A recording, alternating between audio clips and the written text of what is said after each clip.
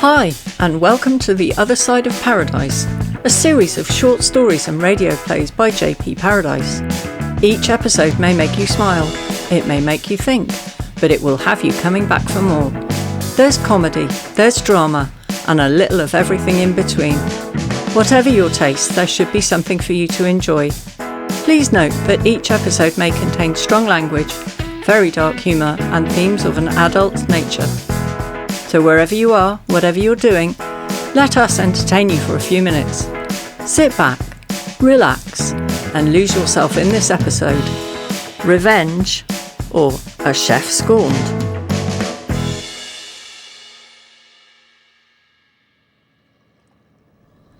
The scent of fresh bolognese sauce drifted out over the patio, where two men sat watching pleasure boats ferry tourists up and down the Seine. An open bottle of red stood on the table between them. Now and then one of the men would sip from his glass. The sun shone, birds sang, the air smelled of food and blossom. Yes, life was good. Jules Malin, dressed in his chef's whites, was taking a few moments away from the kitchen. It was late morning, and the welcome distraction of his good friend Patric Mignon calling round unexpectedly gave him the excuse he needed to get away from the bustle of preparing for the lunchtime onslaught. Jules emptied his glass and placed it back on the table. He did not fill it again, he needed to keep a level head. He would be returning to work shortly after all. Patric drained his glass also. Jules nodded and gestured to the bottle. As a writer, Patric found wine freed his creative spirit. At least, that's what he told everyone, especially himself. He filled his glass again and drained the bottle, giving it a little twist at the end to shake the last drop or two from the neck. No sense in good wine going to waste. Patric left the glass on the table and leaned back in his chair, making himself comfortable. Jules lit a Gauloise, took a long drag, and let the smoke drift away across the river. Neither man said anything for several minutes, though it was clear that Patric had called for a reason, and Jules suspected that he knew what it was. Eventually, Patric picked up his glass, swirled the contents slowly, and spoke. I was sorry to hear about Henri Montauban. Jules eyed him with mock amusement through a heavy fug of cigarette smoke. Really? I wasn't aware that he would be missed. Yes, thank you, Jules. You know what I mean. Do I? A wry smile played out across Jules' face. Patric scowled. Yes, you do. And stop toying with me. Patric placed his glass down and gestured towards the packet of cigarettes lying on the table in front of Jules. The chef leaned forward and slid them across the checkered tablecloth to his friend, who took one and then tossed the packet back to him. Patric lit up, inhaled, exhaled, and continued. You know, I mean that I was sorry to hear that he had passed away in your restaurant. That sort of thing never does one's reputation any good. None of us could give a flying fart that the malevolent old git copped it. Jules grinned. How sweet of you to say so, and so eloquently too. There was another silence between them. After a few moments, Patric spoke again. So, care to tell me about it? Press reports were cagey at best. I understand Inspector Farouche was sniffing around. Jules gestured to someone in the kitchen and then turned back to his friend.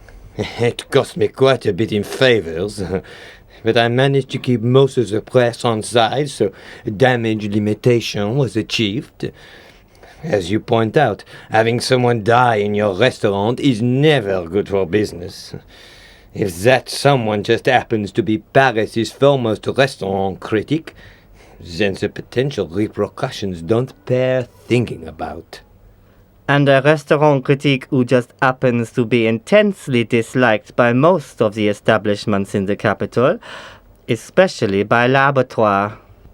Patric waved his cigarette around in emphasis, creating smoke trails in the air. Jules winced slightly at the reference to his establishment. It was true that Mountebank was seriously out of favour after a particularly venomous review of a new range of dishes that Jules had recently unveiled. One of the kitchen staff brought a tray laden with a tiny cup of very strong coffee and placed it in front of the chef. Jules nodded a thank you, took the cup and saucer, and waved the youth and tray away. I almost admire his goal in coming back to my restaurant. Almost. So? It is fairly simple, really. Montauban had an unfortunate reaction to one of the dishes, and, despite our best efforts and prompt medical attention, he succumbed. And what did Farouche make of it? I mean, unpopular critic dies whilst eating at a restaurant he has recently slagged off? Does look very suspicious, doesn't it? Jules had to concede it did. He nodded slowly. Quiet descended between them again, broken only by the distant noise of traffic across the Pont de Sully. Patric drained his glass and then leaned towards the chef and spoke in whispered conspiratorial tones. So, what really happened? Jules sighed and flicked the stub of his cigarette away. It flew in a lazy arc and landed in the river below. A duck scooted across to inspect and then paddled off disappointed.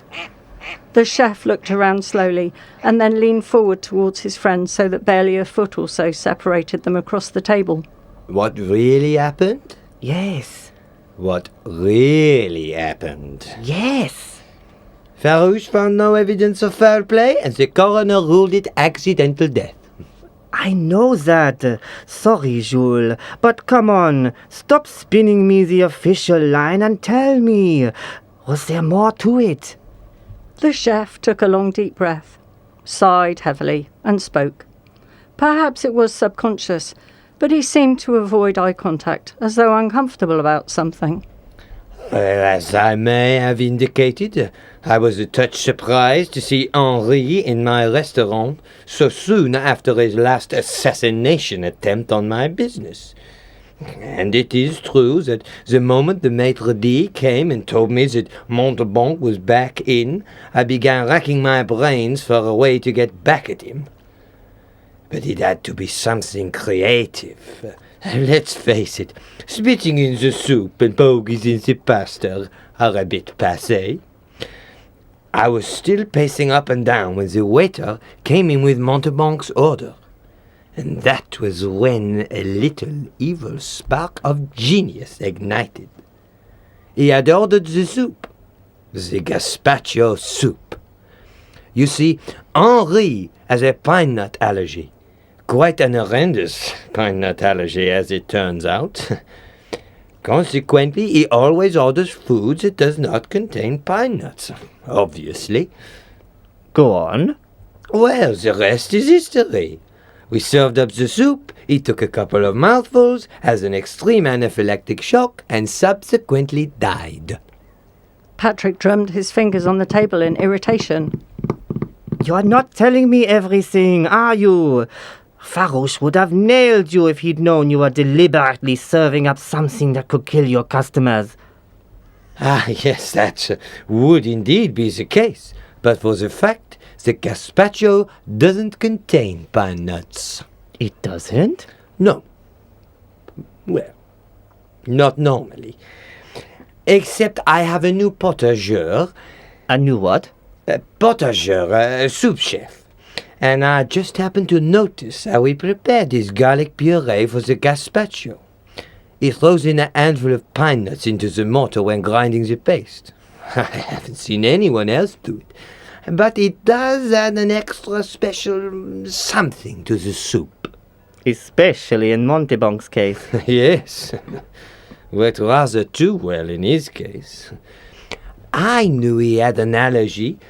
I just never imagined the reaction would be so extreme.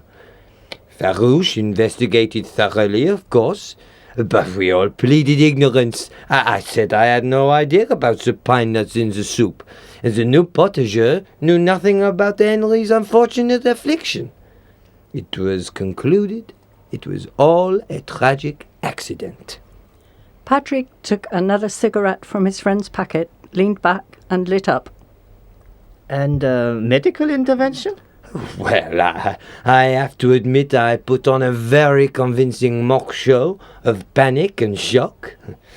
Just long enough to make a delay in ringing for an ambulance significant. All in all, it worked out rather well. For me, at least. My fellow restaurateurs, naturally, are very grateful. I'm sure they are. Jules checked his watch and decided he had time for one last cigarette before he had to return to the kitchen. Rather appropriate it was a gazpacho. They do say revenge is a dish best served cold.